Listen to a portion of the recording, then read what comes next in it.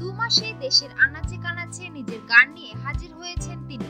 সময় কাটছে টানা ব্যস্ততায়, যেন নতুন করে হারানো রাজ্য ফিরে পেয়েছেন তিনি। আর সেই রাজ্য নিয়ে নিজের মতোই করে শাসন করছেন তিনি। যার কথা বলা হচ্ছে তিনি মৌসুমী আক্তার সালমা।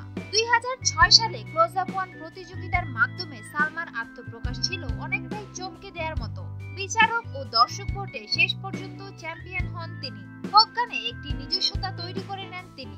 তারপর থেকে গান নিয়ে পথ চলা তার মধ্যে সংসার, সন্তান ও স্বামীর সঙ্গে বিচ্ছেদ প্রভৃতি কারণে গানের চিরচেনা সালমাকে নিয়মিত পাওয়া যায়নি। কিন্তু গত কয়েক মাসে বদলে যাওয়া সালমাকে আবিষ্কার করা গেছে। তিনি গান নিয়ে ছুটে বেড়াচ্ছেন দেশের এক প্রান্ত থেকে আরেক প্রান্তে।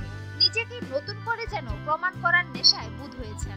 আর মধ্যে বিরতি ও দীর্ঘ সময় অনিয়মিত থাকলেও দেশীয় গানের বাজারে তার চাহিদা যে এতটুকু কমে যায়নি সেটা আরো একবার দেখা গেছে।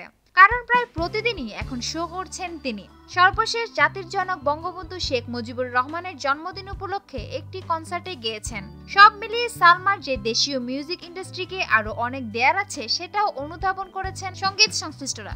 নিজের এমন ফেরার প্রসঙ্গে সালমা বলেন, আমি মানসিকভাবে খুবই বিপর্যস্ত ছিলাম, কিন্তু সবাই যে আমাকে এত ভালোবাসে সেটা জানা ছিল না। সঙ্গীত ও মিডিয়া সংশ্লিষ্ট মানুষ ও শ্রোতাদের ভালোবাসা ও সহযোগিতায় একমাত্র আমাকে নতুন করে পথ চলার সাহস জুগিয়েছে। এ কারণে তাদের কাছে আমি ঋণী। এভাবেই যেন আমি সারা জীবন সবাইকে গান শুনিয়ে যেতে পারি, এটাই এখন আমার সবচেয়ে বড় চাওয়া।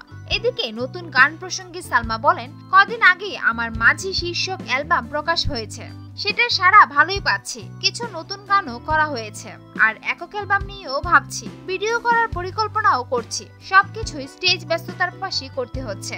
সব ঠিকঠাক থাকলে খুব তাড়াতাড়ি শ্রোতাদের ভালো কিছু গান উপহার দিতে পারবো। সুপ্রিয় দর্শক, আমাদের ভিডিওটি যদি আপনাদের ভালো লেগে থাকে তাহলে আমাদের চ্যানেলটি এখনই সাবস্ক্রাইব করুন, লাইক দিন, কমেন্ট এবং শেয়ার করুন। ধন্যবাদ।